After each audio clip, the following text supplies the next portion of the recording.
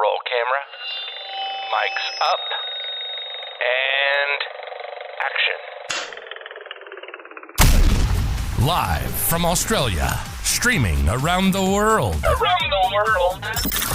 The most cinematic podcast of your week awaits. This is Bottomless Popcorn with your host, Morgan Brown. Hey everyone, I'm Morgan. This is another episode of Bottomless Popcorn. On today's episode, we've got a friend of mine named Daniel Seagrave. He's a very passionate guy about his movies, as you'll soon see when we talk to him, and in particular about his favourite film. Seagrave and I met working together on Disney on Ice, and I discovered he was a film freak, much the same as I and everyone else I've asked to be on this so far. So let's jump straight into it and talk to Seagrave about his 4 favourite films. So I'm Daniel Seagrave, British resident, hate Britain. I mean, the last film I watched was Ghostbusters Afterlife, and generally it was one of the funnest films I've seen for a long time. Everyone should go see it. I'm really surprised by it. Thought it was going to be a bit of a cop-out after the last one, but definitely worth watching. It reminds me of watching the original the first time I've ever seen it, so highly recommended. Yeah, nice. Ghostbusters Afterlife also stars 2021 sexiest man alive, Paul Rudd, as well, correct? Oh, this year and the past 30 years, because he hadn't changed his appearance, you know what I mean? So he should have been there for a long time. But he is a gorgeous looking man, you know what I mean? Even in this film, you'll like him in this film if you've not seen it yet, have you? It's not out in Australia till New Year's Day. So we're recording this at the end of November. But New Year's Day is when we get this in Australia. So it'll be a little bit just yet. You're in for a treat with him in that film. Trust you now, darling. I didn't even mind the last one. The girls one is like so fine too. You know what I mean? Like I don't understand how it got so much hate. Like it's totally okay. The reason I didn't like it, unfortunately, is the reason why everyone said you're not going to like it, and it is because the women. And I'm not saying they're unfunny women. Bridesmaid, which most of the cast are in, fantastic film, was hilarious, etc. This one was played too much all we are girls, and that's kind of all it was. You know what I mean? Sure. It's a bit too much play on that kind of emphasis in the film. Yeah. I didn't like that about it, and I think a lot of the jokes just fell flat because of that. And it was too. It had the Star Wars remake issues where it was just a bit too many callbacks, but in a different way. Yeah, and it just didn't float well with me. They should have owned the film, and they didn't own the film. We're going to go to the movies today, but I was going to quickly talk before we head there about how you and I met each other. So you and I used to work together on a Disney on Ice. We met on a Disney on Ice tour across Europe. How about we tell them the story of how you robbed my job off me originally? It goes back a little bit further, doesn't it? To 2017 before we knew each other. So we were both going for the same role, as I understand it. I was in there, darling. I was so in there. It's unreal. And then what happened was I was a cheaper plane ticket, so I got it. He got your CV and went, oh, he knows projectors. And because obviously we had projection on the show, that was like one of the selling points for him. And then I found out from David Nacco that you didn't know projectors like we know projectors. You worked in the cinema. Yeah. So it worked out for you, mate. Yeah, it did. And I also got there and never touched them at all. No, of course you didn't know, because someone else was already there touching them, so it was fine. Someone was doing it anyway, so I got there, and on day one I literally just got told I was doing this instead, and I was like, oh, okay, cool. Got thrown in the deep end on the hardest show there was in the company at the time. And always, mate, always. But to be fair, I'm kind of happy that I learned, I guess, on the hardest show. May not have been good. Character up for the next, wouldn't it? 100% knew more about what I was doing. The next shows were kind of simpler versions of everything I'd seen before, which was great. But all it had for me was cussing your name out for about 2 years. But no, obviously, as you said. And then we met in 2020, and you're like, oh, this guy's actually the coolest. So was it still 2020 by that point? No, it was 2019 one at that point. Well, I didn't get there till January. I thought you came before Christmas. Oh, no, you didn't. No, I remember now. Yeah, Schengen swap you came, didn't you? Yeah, so January, like 6 days or 3 or 4 days into the new year, maybe. Because I remember I didn't know I was Yeah. coming. I didn't know I was coming over to Europe. I had packed 2 suitcases exclusively full of summer clothing for an Asia tour. And on Oh, so Christmas I Day, remember walking on through Christmas Sweden Day, with your shorts on and stuff like that. Yeah, I remember that. yeah, on Christmas Day, I got told I was going to one of the European shows. I was like, oh, cool, where's that? And they're like, oh, it's Scandinavia. I was like, is it snowing there at the minute? And they're like, yeah. And I was like, well, I need to go to the shops because I've got no Oh, you'd warm never seen clothes. snow, had you? Never. Not until Right, we you'd never went to seen it. Germany. I saw it fall from the sky for the first time. Ah, I remember so I sitting remember at you. breakfast and just walking outside. Just, I remember you fascinated by a small frozen puddle on the road. that's true. Yes, You'd never Sean seen it Davey can before. Yeah, I attest to remember the that. time I saw a wild frozen puddle. Not man-made. Your first Yeah. wild frozen puddle. Yep. Used to the man-made style, but Yep. And then I had I had a lot of help from people that had previously seen them ahead of me. Like our friend Colleen was like, "Now, when you see them, you can't jump on them with both feet. You just do one foot. If you do both feet, you're gonna slip and die." I was like, "Yep, I can see that happening." well, we don't want that, do we? No, we don't want No, that. You know, not at all. we needed you then as well. We could not have had that. We lost you. Oh, bloody! Our department would have gone to state. Just doing what I can, mate. People throw around the word hero, but I mean, I don't want to take it on too lightly, So, Nah, you can't say that. There's only one hero in this company, and you know of who course, that is. and it's Mr. Dave McCarthy. Dave That's McCarthy. correct. That's Yeah. him. All right. Well, we're gonna have to move on because you and I are going to the movies today. We're gonna go watch your favorite film, and you've also picked the trailers that are going to play in front of it. But before we go to the movies, we've got to stop at the candy bar to pick up some snacks on the way through. So, what snacks are you going to grab for the movies today? Oh, have I eaten before the film or not? What time is this session that you've picked us to go to? So I'm always an evening guy. I always like going in the evening. Yes. So, is it a 6 o'clock one or is it like a 9 o'clock one? What are we doing? Bit early 6. We got work the next day. Early loading 6? next day. So I don't think we've eaten. We've not eaten. All right, okay then. So yeah, it's a big order. It's a big order. It's always expensive wherever we go. Then, Yep. what is it? Definitely sweet and salted mixed popcorn. Always. Oh. I get a lot of complaint about it, but it works well, man. There's nothing better than sweet and savoury at the same time. It's a bit of your dinner and a bit of your pudding all in one. It's fantastic. Sure. Milky Way stars. I don't know. Is a Milky Way the same as the States for you, or is it like a British Milky We Way? have a Milky Way over here, but it's just like chocolate nougat bar, isn't it? Just nougat with the chocolate over. Yeah. Yeah, same in the UK. So the American one's more like a Mars bar with a caramel inside. Sure. So yeah, too much for one chocolate bar for me. So it's the Milky Way, but it's just the chocolate off that in little star shapes with like little kids, like not kids' faces. That sounds weird. With like little faces on to make the kids eat them more. But Sure. it tastes like cheap old advent calendar chocolate, and I love that chocolate. Yeah, right. So I'll have a bag of them, and we'll chuck in hot dog as well. Yeah. Okay.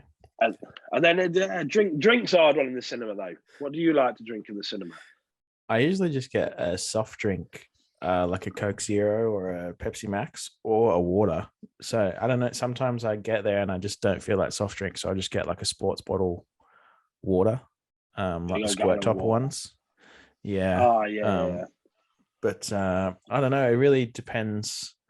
I think it varies.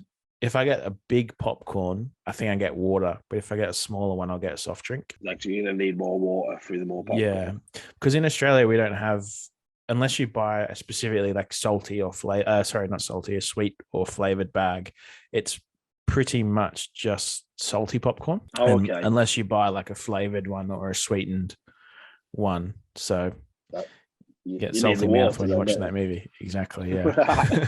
See, the UK has a fascination with their drinks. So, like, as much as the popcorn is a staple in most cinemas around the world, the Tango Ice Blast is a staple in the UK. Ah, okay. So we have choc tops. Choc tops is the thing here. What's a choc top? So just one scoop ice cream on a cone dipped in like quick set chocolate. That's not really made its way to the UK yet. I've seen like some videos on the internet from America with them doing that, but we haven't done that. Yeah. So our Tango Ice Blast is more like a slush puppy or something like that. But it's the best way I can describe it is a carbonated version of it. Yeah. Okay. Yeah. So it's like drinking it's like always fizzing. It lasts longer and it's a lot better and you get a lot of flavors. Okay. So that's a staple. But I used to have them all the time as the staple goes. But I've been going more for the large drink now because films have started reaching that 3-hour mark now. Yeah. And I drink that one, even if it's the large Tango Ice Blast before the first trailer. Yes. Yeah. So I'm going for the drink more often than not. When you go to the movies, what kind of experience for the cinema are you going for? Do you go for the big one, the recliner seats, or are you going for like the really small, intimate ones, like the gold lounges where they deliver the food and drink to you while you're watching the film? The bigger, the better. I like better. The cinema for me is an experience. It should be for everyone. Yeah. You know, I still to this day, if it's a film I like, I have to see it in the cinema. Or if it's a film I'm interested in, I have to see it in the cinema. I know a lot of people, especially with us being on the road, it's sometimes hard. And you have to sometimes download that copy. You're not sure if you should be downloading. But we go to the cinema when we can. Luckily, being in the UK, it's easy. It's all in English. And we just go and have a good time. We found a cinema in the UK that's really cheap at the minute. But it's good quality. They still have the IMAX in there, Dolby screens and stuff like that. So you get a lot for your money in these new UK cinemas, which is good. Yeah, but definitely the bigger one. Most cinemas in the UK now are having them recliner seats in them all. So I'm happy about that. That's good. The little old places don't really interest me much anymore. They seem to really kind of show more like the art housey or the films that just wouldn't get played in the multiplexes too. Like the ones that probably have limited crowd sets as well seem to go play to those more art don't get me wrong. Theaters. I've learned I love a lot of art house films sometimes, but I don't tend to find them on releases. Or you find them after people have word of mouth and stuff. Yeah, of course. Definitely, do you remember the first movie that you ever saw on the big screen? I do, yeah. And it's not what you really expect. There was two in the same day. My mum took me to the cinema to two films in the same day. She must have had an offer or something. But the first part of that, and it was more for my mum, but I was on size only a eat baby, was what's the word? Re-release. A re-release of Snow White. I believe the one after was I can't remember the title of the film. I remember the sequel's title, which is the one we saw, which was Firefall Goes West. Sure. An American Tale, I think it is. Firefall Goes West. Okay. And that was the first film I saw in the cinema, yeah. Yeah, nice. So which do you think you remember more of the two? Snow White. Yeah. I still remember those. Yeah, nice. I mean, it's iconic, isn't it? I'd probably watched it 1,000 times at home before anyway, so it's stuck there. Yeah. And that'd have been the first moment in the cinema, sitting down. Yeah. Rather than the second one. It's the second one. No one remembers the second time, do they? Yeah, exactly. I was saying to someone else the other day, I remember when I went, I didn't understand like what it was. I was just kind of, and the cinema I saw the first movie, I'm pretty sure the first movie I saw was Small Soldiers. But the cinema I went to had like the curtains that cover the screen before it starts. Yeah, same with my original cinema, yeah. And I was just looking at it and I was like, geez, this place is expensive because the carpet goes all the way to the roof. Like that was my takeaway. They've got that carpet money, baby. And I was like, our walls at home don't have carpet on them. That's crazy. Like, but that was my big takeaway. I remember being like, the carpet is literally at the roof.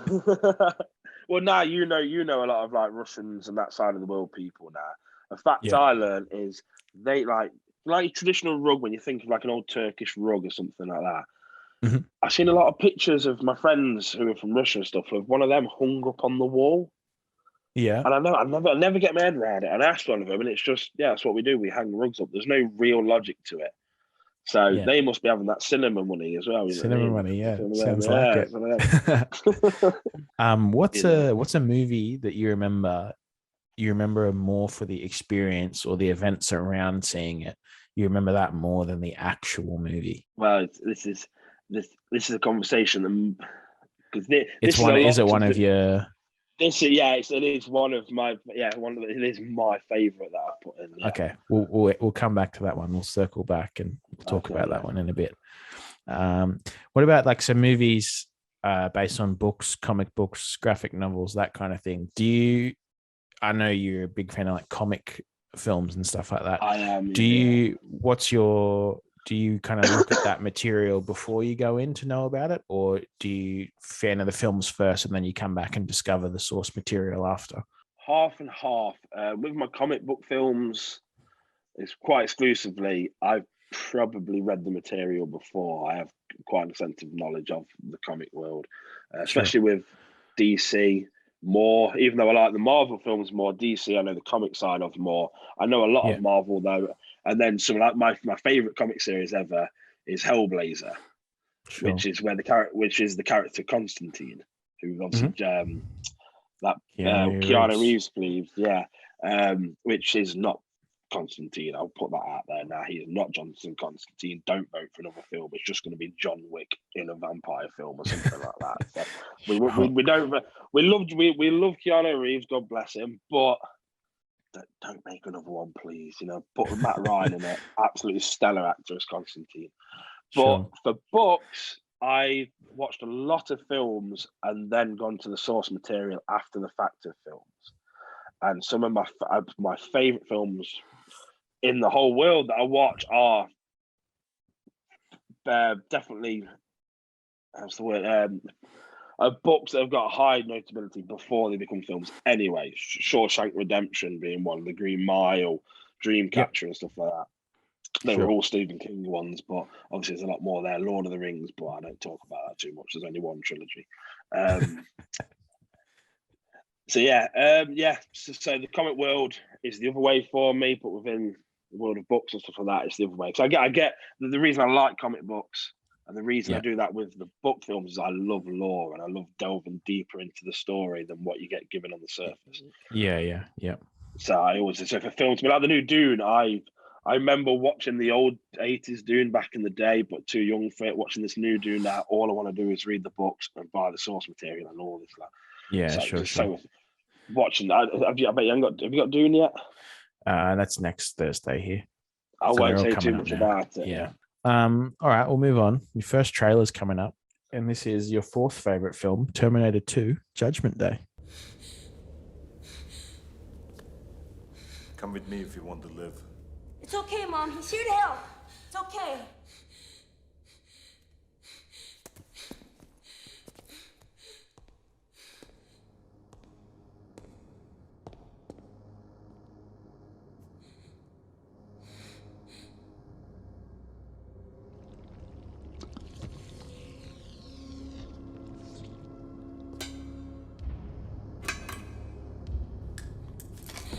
Go!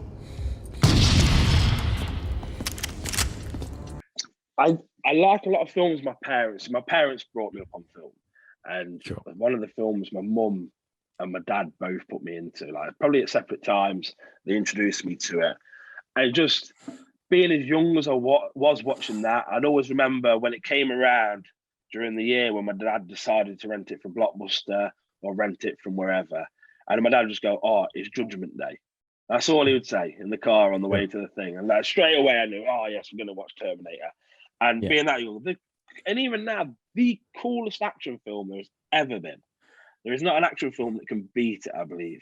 The people say Expendables is the coolest. No, it's not. It's that film from start to finish for an action film is perfection. There's not one scene there's not one moment of that where it's boring. Normally in films, say like the dream sequence or something like this is it's just kind of the bit you have to look through, you know what I mean? But the dream sequence, and that everyone remembers Sarah Connor screaming on the fence and getting burnt to a crisp. It's cool. Even the way it ends with his thumb coming out of the bloody, when he goes into the molten lava at the end and everything, burns himself. Oh my God. Fantastic film. Cool as anything. Great actors. It was the 90s, man. Every kid looked cool in that. You know what I mean? Yeah. And it's one now that I think too that it probably gets referenced a lot more than people our age and younger probably don't recognize too when they watch films. Like I wouldn't say it's imitated, but it's like what do you call paid homage to, I guess, in other films. Like definitely they nowadays reference it and do little like nods to, hey, I grew up on this film too. So I always thought if I had the opportunity to make something like this, I would put a reference in it, and a lot of people do. But obviously, it's pretty subtle and it just goes over a lot of people's heads. And if you didn't know about it, it wouldn't Then you won't detract catch from the it, movie yeah. you're watching anyway. But stuff Well, like it's- that, I think, is really cool. Yeah. It's definitely a film. Obviously, the first one came out, and it was obviously a whole new premise. Mhm. But I think it's widely regarded. I think I know I've definitely seen it, and if you look up online, it's regarded as probably the best sequel ever to have come out. Yeah. Because it did overtake the first one by many Yeah. times, and they just Yeah. made it perfect. Bringing the villain, the one you hate and the one you wanted to die from that first one, and bringing him as the hero in this one. I can't remember a film that's been done in before. Yeah. And that whole concept around that. Or not a film where a shift like that has worked as successfully as it has. I know there's films where they have changed like character archetypes and stuff like that. Oh, and definitely, yeah. And it's just a bit like, oh, okay, but it worked here. And it's got like, again, back to the classic 90s cool to where it's just like, right, how do we make a robot better? He's liquid. He can melt through things. He can make knives and stabbing weapons and all this. Yeah. It's just so cool. And the visual effects in that film stand today. Now, I mean, they're still a little bit ropey. Yeah. But I've seen films today where I'm less convinced by the effects than that film. Yeah. There's fantastic. I looked up a little bit of trivia for you on it, and so Industrial Light and Magic was pretty new and pretty young at the time for the type of effects it was doing. And the computer graphics department grew from 6 artists up to almost 36 to accommodate the work required to bring the T1000 to life. It cost $5.5 million worth of like visual effects and computer generated imagery, and it took 8 months to produce, but it only culminates in 3.5 minutes of screen time. Madness. Well, it's a good job the first one paid off for him, then, wasn't it? Really? Isn't it? And then I should have looked up right before we were talking about this. I have seen this. How long is this? This is, what is it, like 2.25 hour or longer? I mean, it's the generation where they were struggling to push that 90-minute mark on most films. They didn't think anyone would sit in the cinema. Is it shorter? Because the other bit I found was that it was shot in 171 days, which is massive. There is a couple of cuts of it, isn't there? It's not like the director's cut or whatever, but I know there is the extended version. So I'm guessing. Terminator. I mean, I guess it's going to be longer. 2.25 hours. 2 hours 17. It is 2.25 hours. Yeah. Right. Okay. So it's a long film for its day, I'd say. Yeah, but 171-day production shoot. That's massive. That's a big 9 months. Yeah. I mean, there's a lot of locations in it anyway, and they're all quite diverse locations. I think in that. Remembering the film, there wouldn't have been that many studio shoots because there's not much studio space in there. They're not often they're hiding. As soon as they start hiding, they're being chased again. So exactly, it's one of them. Yeah, it's pretty outside and on the road. Have you heard about the? I hadn't heard about this until this year because I'm pretty sure it's a deleted scene. But Linda Hamilton has like a twin sister, and I've not heard about that. So. No. There's a scene where her twin sister was used to be a Sarah Connor double. Would this have been during where the T1000 rings all the different Sarah Connors up, or the Connor? He just looks in the book of Connors. It's something to do with like, I'll have to send it to you in a link, but apparently it's like this deleted scene using a mirror and that one of the Terminators or something like that. And like, I don't know, it's something crazy. It was going to mimic her, I assume. Yeah. Oh, so, okay, like, okay. It wasn't actually. I don't think it was actually a mirror. I think it was supposed to look like a mirror, but it was a twin sister just doing the same movement on the other side. It sounded really cool, but I wasn't sure if you'd heard of it because I only heard about it just this year. No, I hadn't heard of that one. No, I would have been out of really cool scenes. But I mean, the film's perfection, so there's a reason it was cut. Yeah, no, it's great. I'll jump on. We'll move on again. What movie has the best soundtrack and what movie has the best score? Best soundtrack. Drive, but not the British redub of it as the best. Sure. It is Drive. Yeah, not Baby Driver, Drive with Ryan Gosling. Yeah. The soundtrack in that film is fantastic. Now, I couldn't quote you any of the artists on it because it's been a while since I've watched it, but I remember watching that film and going, the soundtrack of this is fantastic. But I know they Yeah. did redub it in the UK with some pillock off the radio that just didn't do a good job. Don't touch something great, Sure. you know what I mean? And Yeah. I know it got high praise for that. Mm-hmm. And then what about score? What do you think for the best score? Star Wars, man. Yeah. John Williams. Yeah, All right. man. You know, you can't beat it. Cool. Even We'll talk about that the a bit more prequels, mate. as we Even the get further into prequels. the episode, I think. Best looking film. So that can be either like the way it's shot looks amazing, or everything within the shot, like set design, costumes, production design, all that kind of stuff. Best looking film. Best looking film. I have for visual, Dune. That's what gobsmacked me about that film the most. Mm-hmm. Visually breathtaking.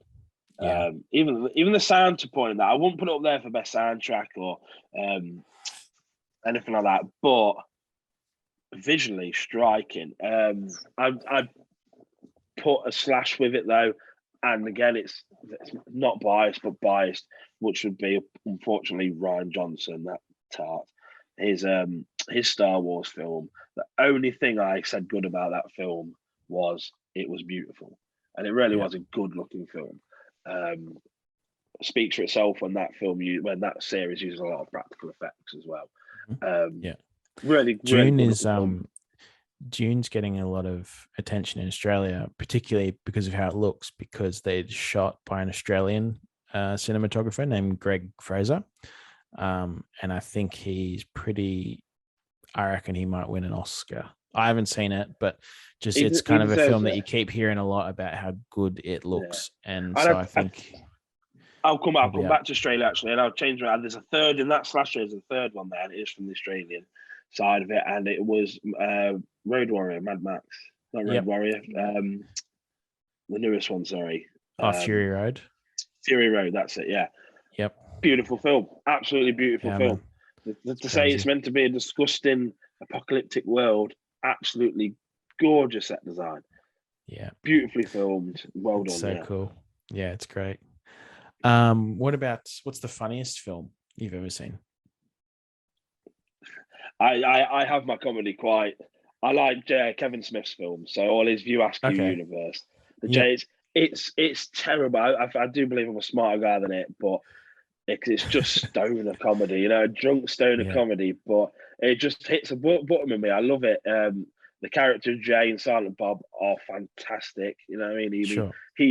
He owns Marvel on the expanded universe and films. He did it first. It's his in films. You know, and he is the ultimate geek. But yeah, his comedy just hit home with me. Dogma taking the award for the series and the whole. Absolutely. Have brilliant. you seen that video where is Dogma the film? What's the one about the church that got heaps of protests with Alan Rickman? Is that Dogma? That's Dogma, yeah. So there's a video of he got really high, and when the film came out on its opening weekend, they're like these Westboro Baptist Church. Yeah, I don't know if it was Westboro, but like it was some church like protesting, and he just got really high, and he joined the protest. Invited him in. Yeah, it is. It's Westboro Baptist Church. I remember the story because then he invite after that incident where he got high and just hung out in the crowd, rallying against his own film. Fantastic move there at the start. This is why I like it. He makes me blush now. You know, he's just brilliant. He then invited them to come and watch the film. Yeah, and a couple of them did attend apparently, and he basically at the end of that he stuck up a couple of fingers at them and told them to go their own way. But what a guy, man! It was great. I think there's videos of it on YouTube, and there's it's been covered by the news. So like a reporter shows up, and they're talking to him, and he just seems so high, and they're like asking him questions about it, and then they cut like to the reporter talking over him, and they're like, "We're pretty sure this is actually the director of the film." And he's like, "This film looks disgusting. Like they're just saying so much nasty stuff about God and Jesus, our Lord and Savior." And he's like, "Yeah, I don't know why anyone would watch this." Like, but I'll send you the link after. It was quite funny. Yeah, please do. That's the guy who's good that does, man. Yeah. What's the opposite end? What's the saddest film you think you've ever seen? Saddest film I've ever seen. Sad. we can talk about one moment that made me cry in cinema later. Again, I have so much love for that one franchise. It's unreal. Sure. But I remember being I'd have been young, The Land Before Time. Okay, yeah, the dinosaur. I remember being distraught at the start of that when he lost his parents. Mm-hmm. I do remember that. When I was younger, unironically, Disney. I didn't care about Disney when I was younger, apparently, apart from when I went to watch Snow White. But I was always that Firefall Goes West or Land Before Time. I was always on kind of that other vibe. And yeah, so that made me sad. But recently, I did watch a film recently. You know what? The new James Bond choked me up a bit. Okay, yeah. That choked me up a bit, definitely, yeah. Because it was a left turn I didn't think they would take. It's a character we've loved. I don't want to spoil it for anyone that hasn't seen it, but at the same time, no, I'm not going to spoil it. It's just, it's hard to say why without spoiling it. I don't think they'll all be recast. I think maybe Ralph Fiennes will stay there. I reckon the girl who plays Moneypenny will stay there. Maybe a few of them too. Because traditionally with Bond, I mean, when that Bond's done, Bond changes, but no one else does. Yeah. And that's where you've got these new fan theories of that James Bond is the code name. 007 is just the agent name, but the code name is Bond. You get that because all them other outside actors and characters stay the same. I mean, the only reason Judi Dench was cast is because the last M died. And the only reason Ralph Fiennes was cast is because Judi Dench didn't want to act in that anymore. She was going to step out either way, but she was willing to finish her character's arc. And if you look in this film, this is an Easter egg, so I don't mind saying this one. There's a scene in this film where Bond and Emma talking, and you see paintings. You see the first one you see is the Judi Dench painting. It's it's all the characters that have played them before, so they exist within the universe. Yeah. There's a sense, which is obviously going to send all them fanboys wild. Yeah. So exactly. I agree. I agree with Daniel Craig's comments. Please don't hate me for saying this. Whoever listens to this, I don't think Bond should be a woman. I don't think she should be a woman. Same for that Ghostbusters reason. If a woman to do a character like that, make your own thing from it. Do your own thing. Don't take a character that's got so much backstory and change everything just to suit this new archetype. That's not good. You know what I mean? It worked within the film of her being the new 00, but she wasn't James Bond. You know what I mean? Yeah. But as for Janice Bond, it just wouldn't work for me. You know what I mean? I don't think it worked for a lot, and that's not me having this old head on the other actors, because I highly rate Idris Elba as a Bond. I think he'd be a fantastic Bond. I think he's cool as fuck, suave as fuck, and he can play. I'm swearing there, no apologize. He's cool as anything. He looks cool and he acts well, and he's got a voice that could be Bond. So yeah, it's not me about saying that other races and creeds can't play certain things. I just think James Bond is a male story about a male. You know what I mean? And there's no fight there. Make it in the world. Take the new 00 that we've just had. Make her own story. I'll jump on again. What is the scariest film you think you've ever seen? Horror's a hard one. Obviously, there's one coming up, but I find it really hard to get scared, and I always have been like that in my mind. I don't know what it is. I love getting scared. When I do get scared, because all the emotions running and all the adrenaline running through me, I love it. I seek adrenaline. I do tend to remember the loadout alien gag you would do to people. Oh, yeah. Come up behind them, through the legs, alien in the chest button. That's a good one, yeah. You should do a little diagram to show people how that's done. Sure. Fantastic. Sure to go down a treat. Yeah, I've had that. But the first paranormal activity had me jumping. I just pictured when you did that to to Aaron at the loadout. Well, lifting him off the ground a bit. Oh, he went whiter than a bottle of milk, didn't he? Bless him. That's good. Oh, that's funny. Sorry, I cut you off. You were saying no, that's fine. Schoolhood pranks are the best, mate. You know, they terrify you. You know, nothing worse than a bully in school. Let you know that. Yes.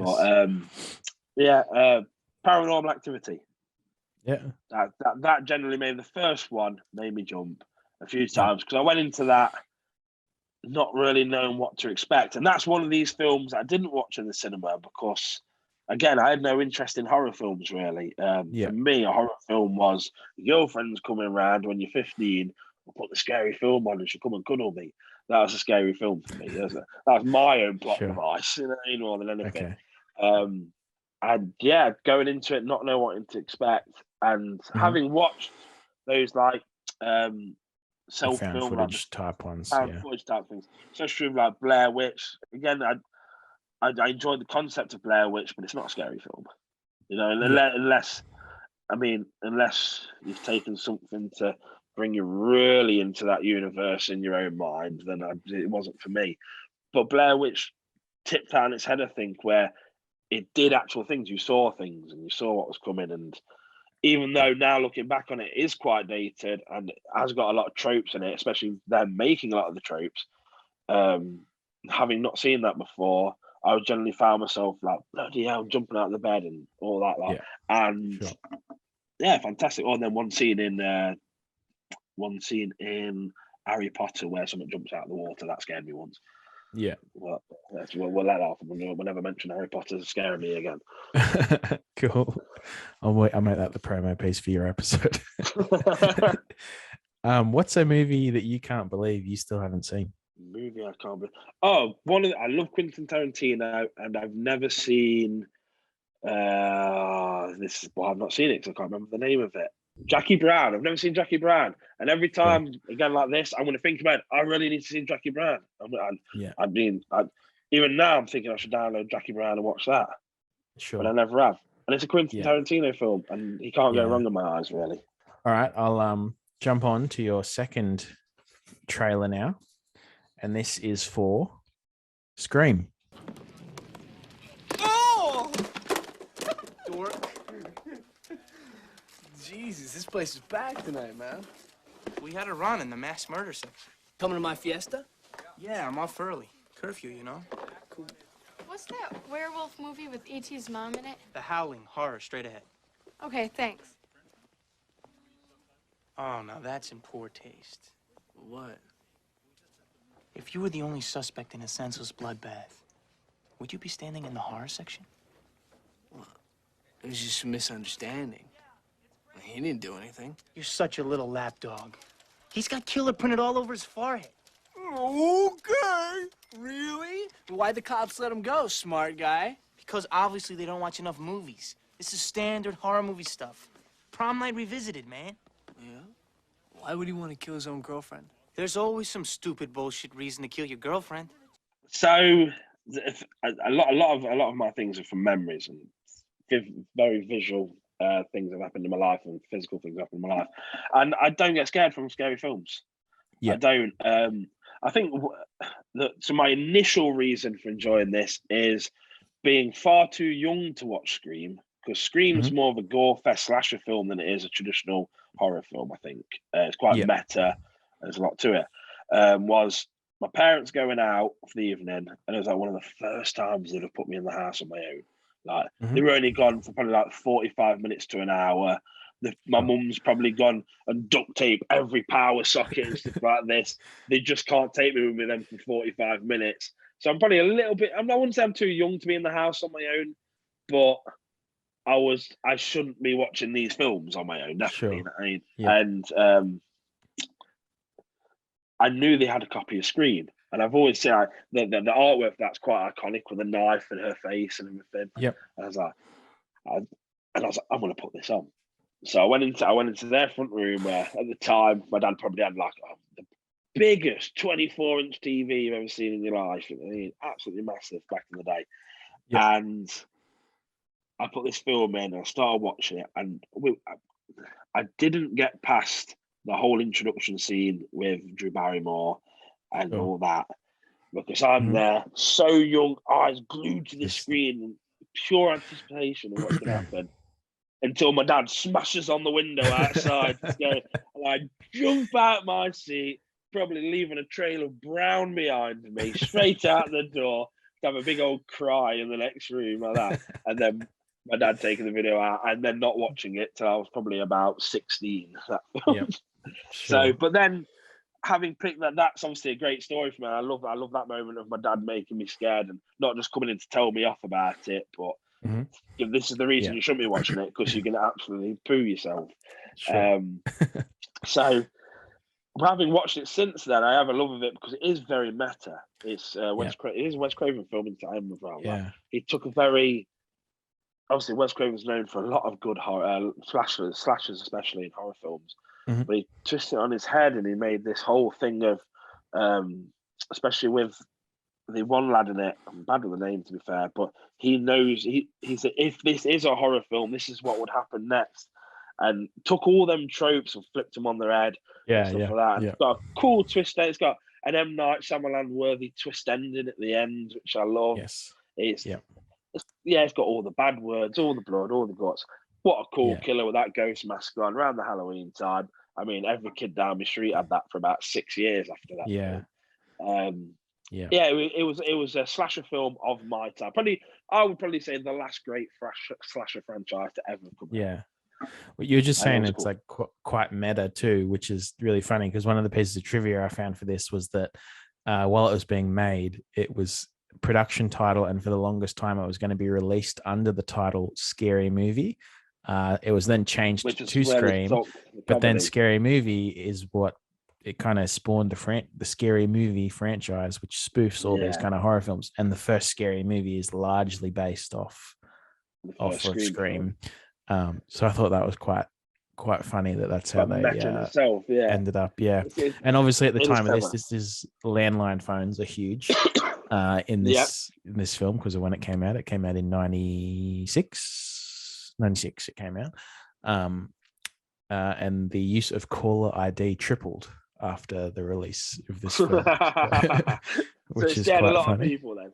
Yeah. But it was home invasion. It was, I think compared to a lot of slasher films at the time, a lot of the slashers were quite fictional characters, Jason, Freddy, and all that lot. So the stuff that we know is not real, you know what I mean? Unless you're an absolute Burke and believe in stuff like that. But a guy in a Halloween costume trying to break into your house because he's got an all vengeful idea against your mother. Yeah. It's a very good thing to happen. It's a very likely thing to happen in life. Yeah. And we've heard stories like it.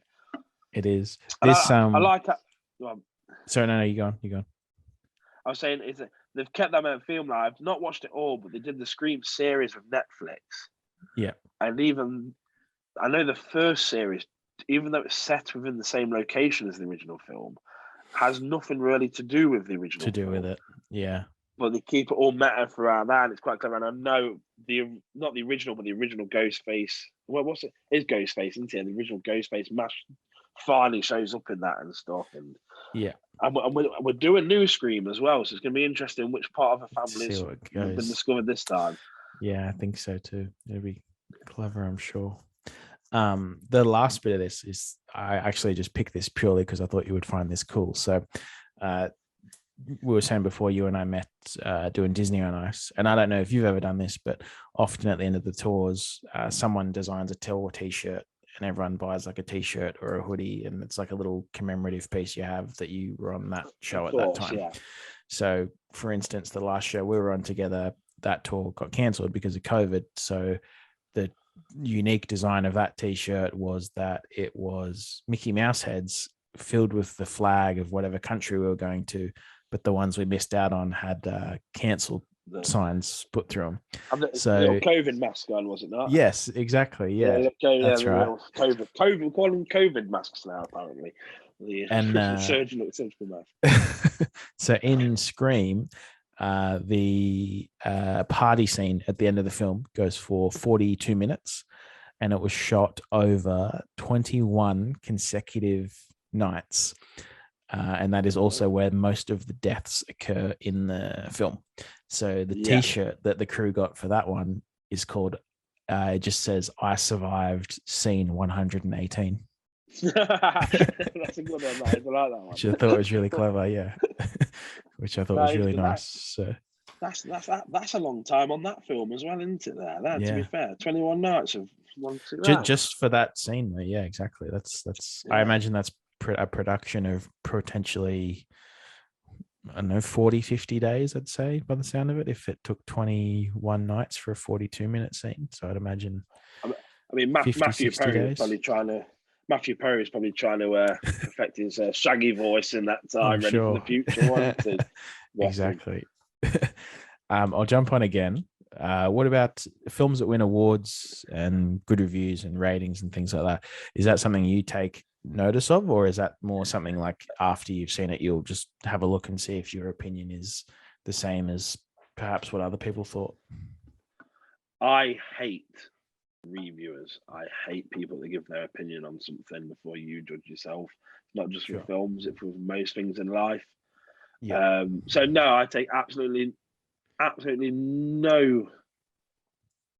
I take nothing from them at all. No. What was the one recently that there was a film everyone was giving bad reviews to, and I saw it and I thought it was fantastic. Oh, it's Eternals. Everyone, there's a lot of people I'm currently around at the minute that do read reviews and they say, "Oh, but I heard this, I heard this, I heard this." No, it's fantastic. It's a great film. It's they've changed things up and it's fantastic. That's what I think about it, and I'm not. I'll tell you that if you ask me, but that's my opinion. It's going to stay with me. Yeah. And awards different. If they've done a good thing, they deserve a little praise. I mean, it's a lot of weight. A lot of senseless spending early. I mean, feed a kid. Don't give yourself a nice little award for saying lines well. But you deserve a pat on the back sometimes. I mean, if anyone out there can make you cry, if someone can make you physically emotional over something, then they've done a good piece of art. So they do deserve an award as such. But it shouldn't be the fanfare it is. I think it caused a lot of issues in the world that we won't go too deep with. But you get a pat on the back. But for a reviewer, you're not wanting, mate. Go home.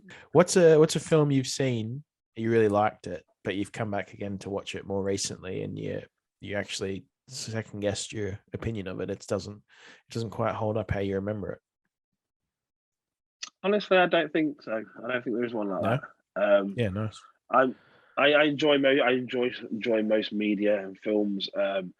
If I've not enjoyed it that much, I'm quite on my first watch through. If I enjoy it, On my first watch through, if I don't, I don't. My opinion's not that. Okay, no, sorry. Yes, there's one film. A bit of a holler back to Mr. John Wick himself, Mr. Keanu Reeves. Before I read Hellblazer, I watched Constantine the film.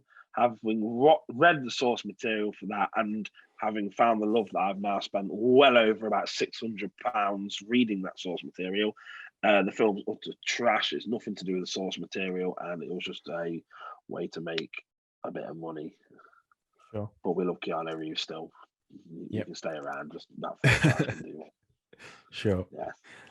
What movie surprised you the most? Like, you saw it with kind of no expectation, but after it was finished, you were really glad you'd actually had seen it. I don't know if it's another question later, but can we reverse it? Can we do? It surprised me, but I was going for the best, and it got the worst. Yeah, we'll come back to it. I think I know what one it is, but we'll come back to it later then. That's cool. Okay. What's a film you really liked, but just seeing it the once was enough? Oh, it was the back casino heist, but with the zombies. Oh, Army of the Dead. Army of the Dead. Yeah, watched that. Yeah. Enjoyed it. Thought it was a good little romp, but I don't need to go watch that again. Definitely not. Yeah. Sure. I don't think they're making a sequel without the zombies or something now in a different country. I'm not sure, but I'll probably watch that again. But I got everything I needed from that the first time. Watching it again wouldn't give me anything. It would just be. I mean, it'd probably go on in the background sometime when I'm doing my ironing or something like that. When you know what a Netflix day is like nowadays. You don't watch half the film. All right, let's jump on to your third and your final trailer before we get ahead to your main feature. This is your final trailer, and it is the movie This Is England. Look at that twat here. Fucking hell, look at him play. Keith! Keith! Oi! Oi! Talking to me? What? 11 new Keith Chegwin had a son. Piss off! What the fuck are they? These? I'm wearing them for a bet. What's your excuse? Cheeky bastard. Woodstock's that way, pal. Fuck off, Lee's gonna look like Count Dracula. You think you're funny, yeah? Yeah. You think you're funny, you little spaz? Yeah. And you're a fucking joke, yeah? Yeah, go on then. How many people can you fit in a minute? I don't fucking know how many. 3 in the back, 2 in the front, and your fucking dad in the ashtray. You fucker!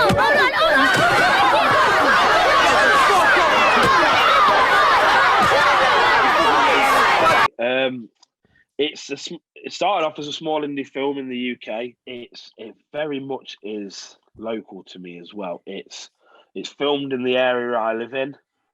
The director Shane Meadows, he grew up in the area I live, and it sounds a bit biased when I say this because obviously, it's filmed in the area. He's from the area. I mean, he used to go into the Halfords, which is a bike shop my mate worked in every Saturday to get his bike fixed and things like that. It's very much a local figure. A lot of the actors in it are local to my area. Some famous faces. It's a couple of famous faces that we're now seeing in other media and other films and everything came from this world as well. So you could think I'm very biased, but please, if you've never watched this film before, watch it, and please also then watch the continuing series after. He did the main film and then did every 2 years was the setting. So the last film was like in the 80s. Then he did 86 was the first series, 88 the second series, and this is 90 was the final series. And he got back all the actors. He got back everyone and continued the story of them going through the years and developing out these characters through it. Yeah, and nice. The film, going back to the film itself, it is a very British film, and you'd learn a lot about Britain in the 80s and a lot of the mindset of the 80s and a lot of the mindset of the British public now, even with how the political world is. It's set with the skinhead culture, which a lot of people know the skinhead culture is quite an aggressive, racist culture that. That's it. That's all they really are known for. They're known for looking thuggish and causing trouble, which is not its origins. Obviously, they started with the Rude Boys, the big Jamaican culture in the UK, and there was no racism there. It started off with a very nice culture, and it goes through the history of that to a point where, and you see, it's a background plot development where the skinhead becomes the racist character. For a political party, a couple of political parties in the UK, one being the National Front, which was a very racist, very fascist group of people, and then BNP going for the British Nationalist Party, they were just clone copies of each other essentially. And it goes through the story of how it twisted the minds of lost, underprivileged youths in a country that was losing a lot of its working class to a government that didn't really care about them. They were just in the streets, forgotten about. It's a very personal story about this small group of friends. And the main character is a young lad called Sean. And he's only, in the first one, I think he's only about 8 or 9, really young. And he's lost his father in the Falklands War. And he's lost himself. He's getting bullied at school and all this. And this small group of very friendly skinheads take him in, and he's found a family as such. And then their family gets bigger when someone from their past comes in, and he's the one who had his mind warped. He'd been in prison, had his mind warped, he breaks the dynamic of this group apart, and uses this young lad. It's like his little weapon, also. Like, he brainwashes him from the get-go. This nice, innocent young lad gets brainwashed about the reason why his dad died and all this. Like, just become a nasty piece of work, really. And the film ends with a horrible scene in which the main guy, which is played by Stephen Gilligan, Stephen Graham, who was in the new Venom film that you've just recently watched. There's the thing. This is one of his early films. He's the main guy in it, with his real thick Liverpoolian accent he's got in there. And you leave that film thinking Stephen Graham is the biggest piece of work on the planet. You hate him. You hate him by the end of this film. Absolutely despise the character. But then when you watch this other series, by the final one, you are going to feel so sorry for him. It's unreal.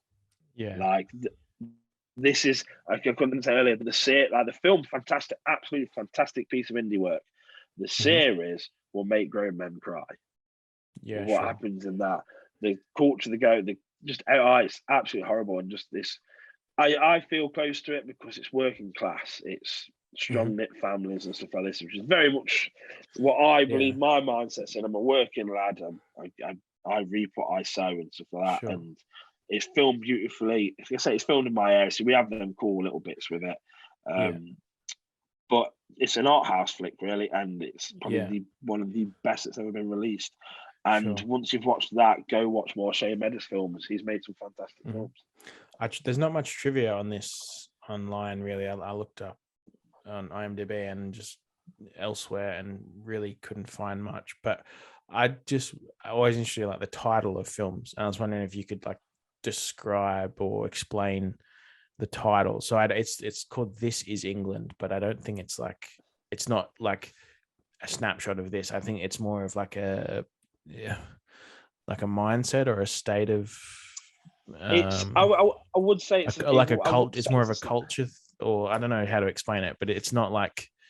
Do you know what I mean? It's not like, example, This Is England. It's more of a state of mind, I guess, maybe. Or after having watched the film and reading this, that the title, I would say, very much is a snapshot of the time, because the way these young men and women were led to believe the country is in the way it is and needed to follow this fascist, racist party and get on their side and be bigoted and everything is through one saying, really, this is England.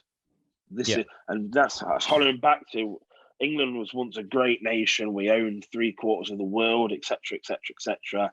And now we're this. We're so little and so poor now. We are England. Let's get behind this. But the film's not the film, even though it uses that title, that as its kind of snapshot of the era, isn't saying that's what you need to get behind. It's I think the title is saying there's more to this than that one, the whole thing. England is the big, power, grateful thing it is, but there's a lot of delicate characters that make that up. Yeah, sure.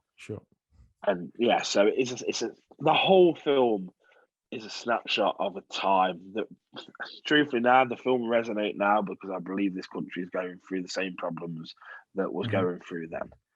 So there's a lot to learn from this film, especially about bigotry and stuff like that. Don't do it, you horrible, horrible people. Yeah, for sure. Nice. I'll move on again. This is a snap fire round, I guess. Who plays Daniel Seagrave in the Daniel Seagrave biopic? I can't use cartoon characters, can I? Can I use a cartoon character? Could a cartoon character play me? Yeah, sure. Chris Griffin. Okay. Chris Griffin would play me. Yeah, if we could I have could see him. that. If I guess if it were to be live action, it'd have to be someone who kind of looks like that. I guess was it John Farley? Was it the old Chris comedian Farley from the States? Chris Farley, yeah. I think he could play a good version of me back in the day. Sure. Okay. He was a big lad and abusive. Yes. Who is your favorite character from film? I think I might know, so we might come back to this in a sec. My favorite character from a film. Yes. You come back to it in a sec, yeah, definitely. Come back to it. Do you have a favorite filmmaker? So, like, regardless of whatever the project is, you're going to go see it because it's their film. I think Quentin Tarantino hits it most times.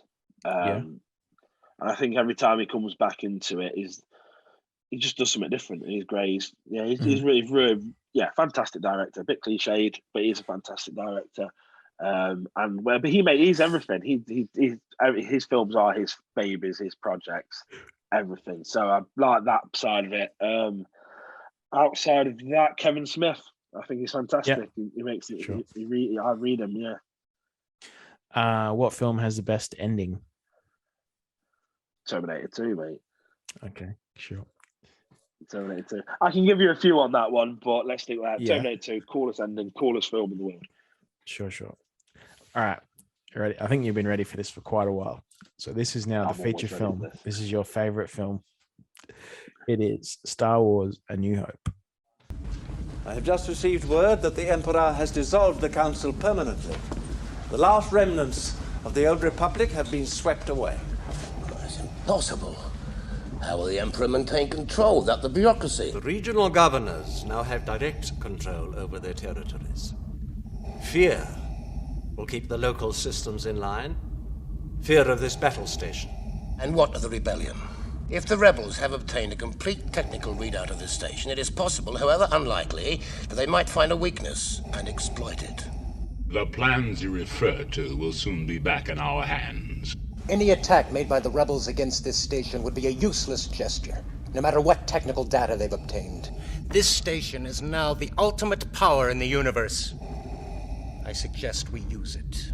Don't be too proud of this technological terror you've constructed. The ability to destroy a planet is insignificant next to the power of the Force. Don't try to frighten us with your sorcerer's ways, Lord Vader.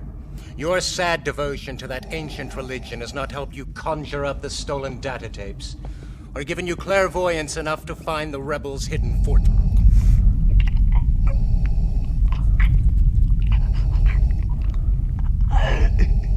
I find your lack of faith disturbing. Enough of this. Vader, release him. As you wish. Star Wars is a hard one. I knew, thinking of putting it on there, I had three options. It was going to be one of the original trilogy. I could have gone with Empire, which everyone puts, and probably is the truth.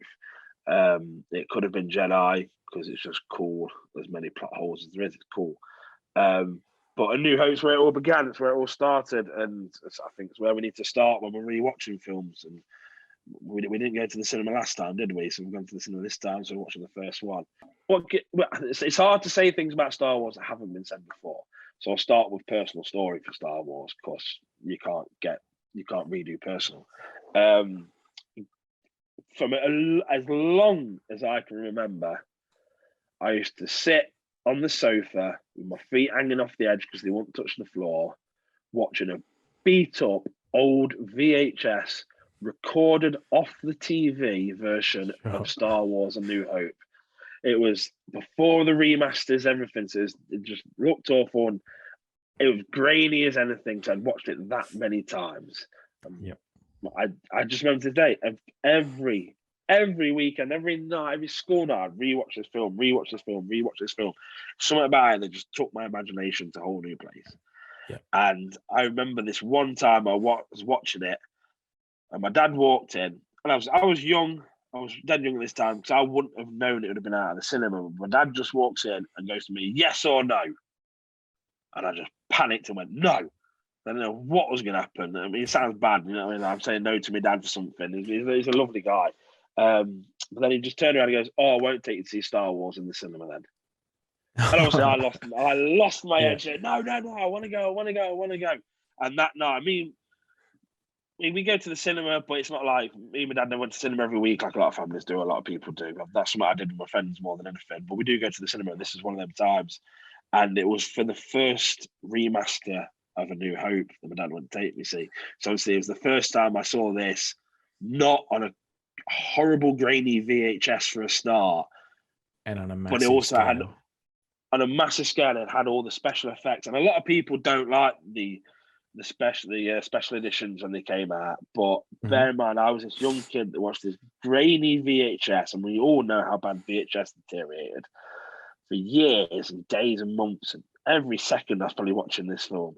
And seeing this film, I'd say the grandest scale, the best sound, with all the unusual special effects. And I was a kid, I didn't know. I thought these special effects must have been in the one I was watching at home. It looked 1,000 times better than I ever imagined.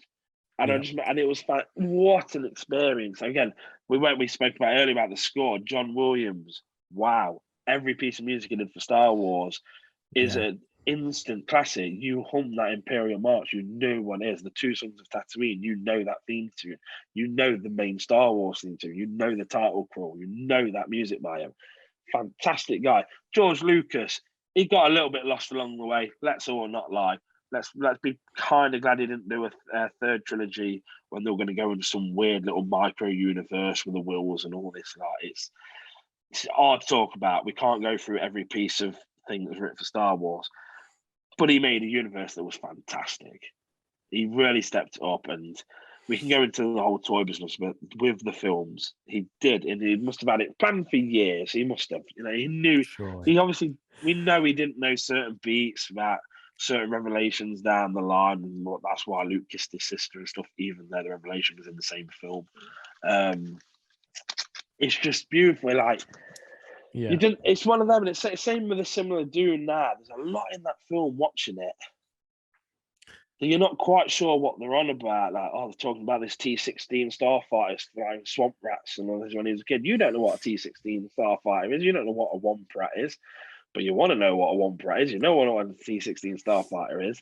And then even going forward, why is Darth Vader the way Darth Vader is? Why is this? Why is that? So many questions through that film that even if you watch that original trilogy, then you had to wait for years after to watch the next trilogy. You had no idea what was going on still in some of that. Why is Darth? We all knew in the end Darth Vader was Luke's father. Mm-hmm. But how the hell is he Darth Vader? Why does he not look like Luke? You never know that. You obviously you have some he's an old Jedi, but that's about you got. It's absolutely fantastic. And the media that came out of that, as we spoke earlier, I like lore. I like the insights. I mean, there's two laws to it now. There's the old legend stuff, and there's the new Disney stuff going forward. So I have more. I will never read everything that's been released to Star Wars. Yeah. It's fantastic. You're up to your ears. But at least I know what's up to your eyes in content. Yeah, definitely. But at least I know what a swamp rat is now, and I know what a T-16 is. So my first questions were answered. Yeah, I was trying to find, like you said too, like it's kind of hard to say anything about these that hasn't already been said. But I just picked out parts that I thought were cool, or you thought might be cool. But so sure the film would actually be a flop. George Lucas went on a holiday to Hawaii with Steven Spielberg during the premiere. Yeah, didn't attend the premiere. Yeah, didn't do it. Yeah, but on that holiday is where they came up with Raiders of the Lost Ark. Yeah, I know the story. I know the story behind that. Even Steven Spielberg wanted to direct the James Bond film. They'd been turned down, and George Lucas turned around to him on that holiday and basically said, "I have a character that's cooler than James Bond." And it's Indiana Jones. Obviously, yeah, cool. And then they worked together and did Indiana Jones. And obviously Harrison Ford being the fine young man he is, and just. But it's fact for you. Do you know where Harrison Ford came from before Star Wars? He was like a bricklayer, or he was a builder or something, wasn't he? And even after he did it for a little bit, he still did it. Still continued for a bit. He was the carpenter on one of George Lucas's other projects. Yeah, right. And that's probably why he's a missing little git nowadays, because he wasn't meant to be in this world. He's got stumbled across. He just everything he does seems miserable. Although you're actually in the UK right now, and you're pretty close to where they've been filming Indiana Jones, which might be pretty cool. I don't know if you will come across it. I know they were in Scotland a little earlier this year. I think they're in England now. I'm skeptical about that film on so many levels after seeing Kingdom of the Crystal Skull. This looks like time travel. But also, and I say this, I know that seems very bad, but at the same time, we now know what the House of Mouse has been doing. We've seen them since that Kingdom of the Crystal Skull. We've seen where they pushed the Marvel, the Star Wars universe, and other things, especially now with the TV and stuff. They've got their head screwed on, I do think. Apart from when they let Rian Johnson direct a Star Wars film and he ruined the entire franchise for me. And I want to go lynch the guy tomorrow. He's still ruined all my kind of childhood dreams he has. Sure. I know, we need. Yes, Rian Johnson. Yeah, we don't like that. Okay, I'll bring you back to some happier, cooler stuff then.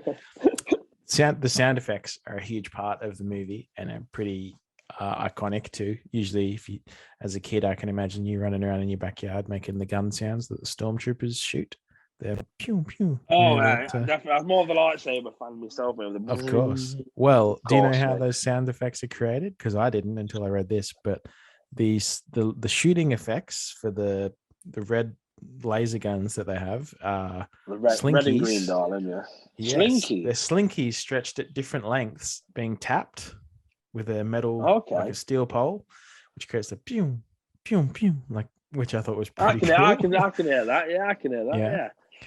And then, so the lightsaber sound effect is a combination of 35 millimeter projector running with no film through it, and then a microphone, like the reverb effect you get by passing a when you rub it microphone against, yeah.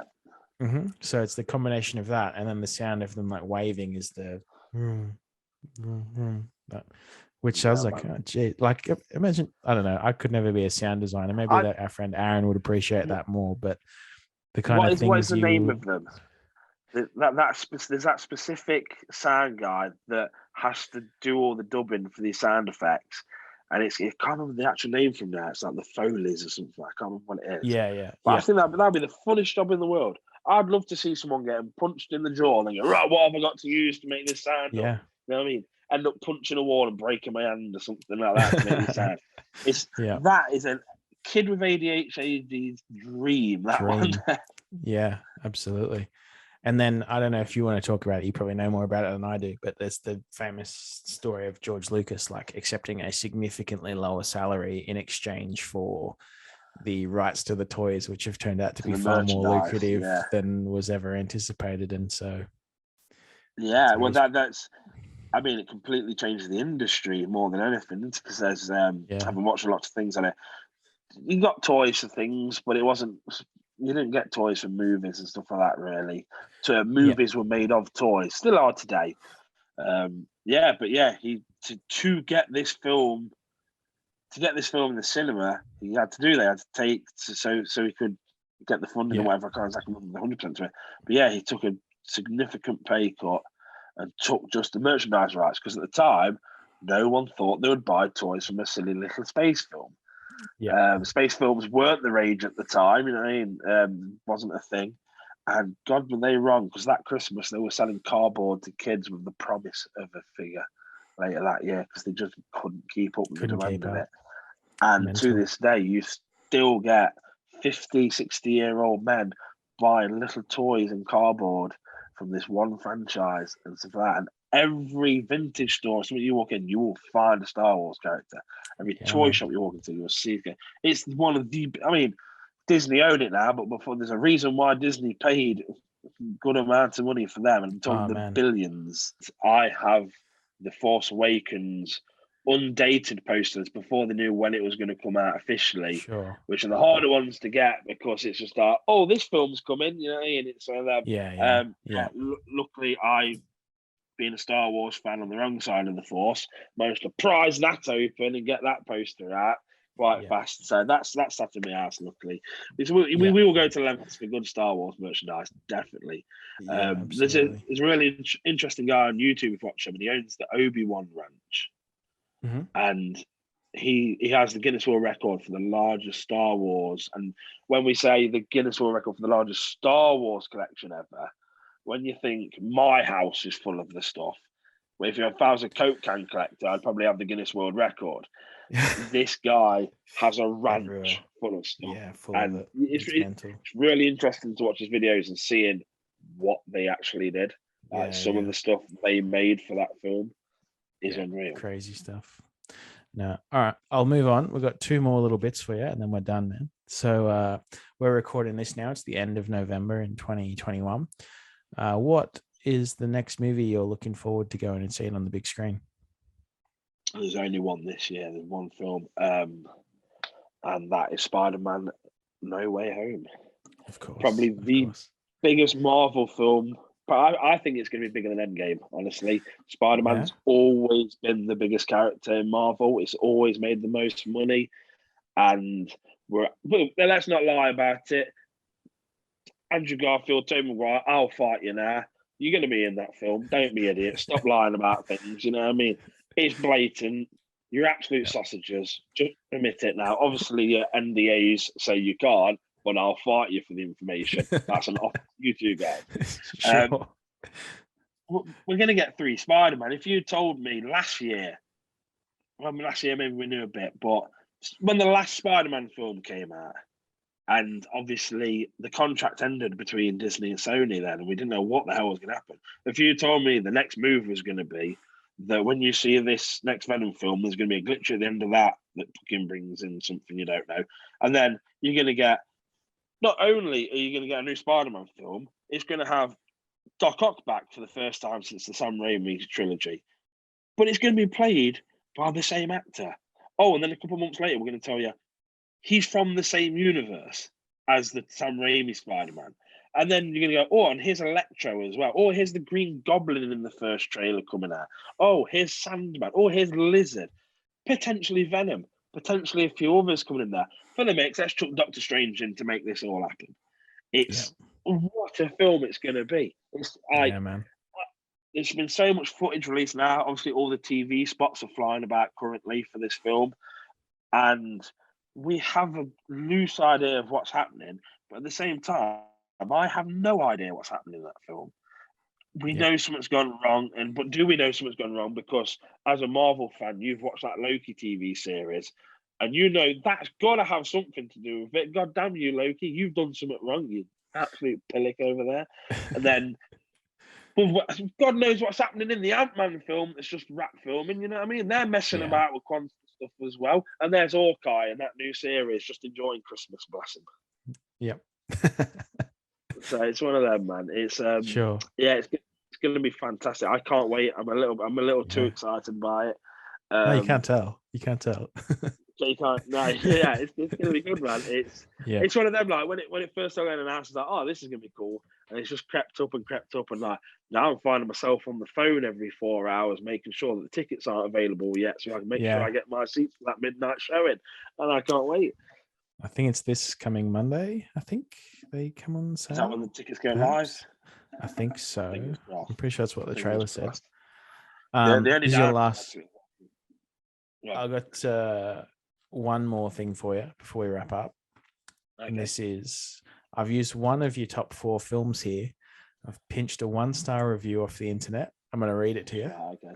I'll see if you can guess which it is, and then I'll get you to defend it, because I think you'll have some words to say about this.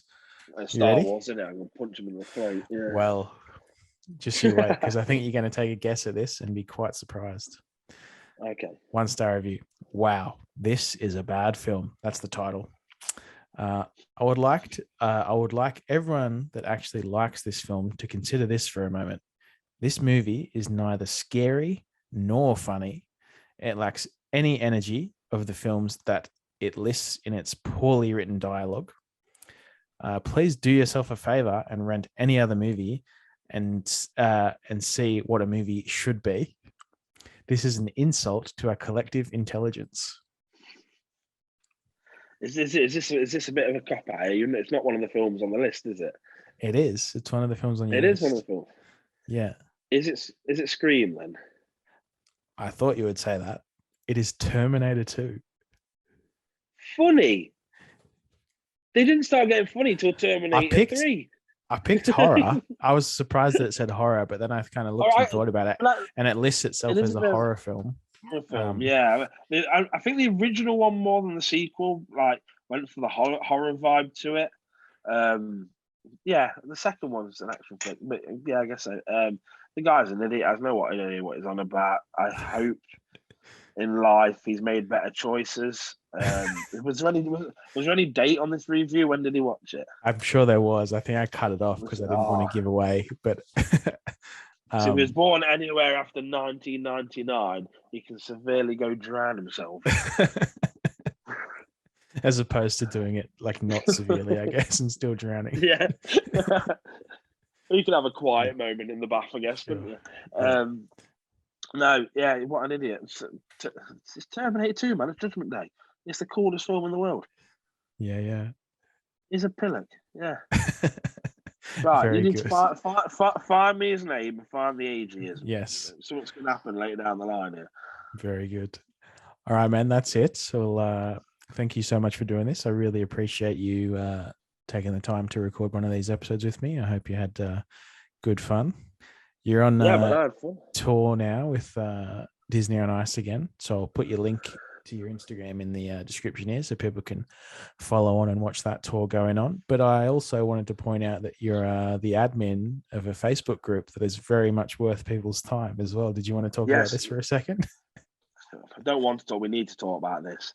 There is a guy in this world who goes by the name of David McCarthy. He's a lovely Irish fellow. And basically he's a hero. He's you get help for Hero, and you get these mothers that save the children from burning buildings and all this kind of like. He's in that list. It's Dave McCarthy.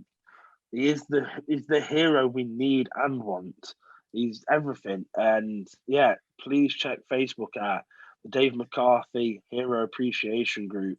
I will add you into that group the second you request, and you will love it. You will love everything he's done for everyone on this world. He's a beautiful, bright, burning star. Amazing. He'll love that. I'm sure he will stoked that his group's getting a bigger following. He definitely will love me for that. I know he will. Yeah. He will cry, I think. Yeah. No, perfect. That was great. Thanks, Seagrave. Thanks for listening to this week's episode of Bottomless Popcorn. For bonus content, news, and upcoming guests, follow us on Instagram at Bottomless Popcorn Pod. Subscribe to our channel on YouTube. If you'd like to contact the show, you can email us at bottomlesspopcornpod@gmail.com. And be sure to leave a review of your own favorite film wherever you listen to podcasts.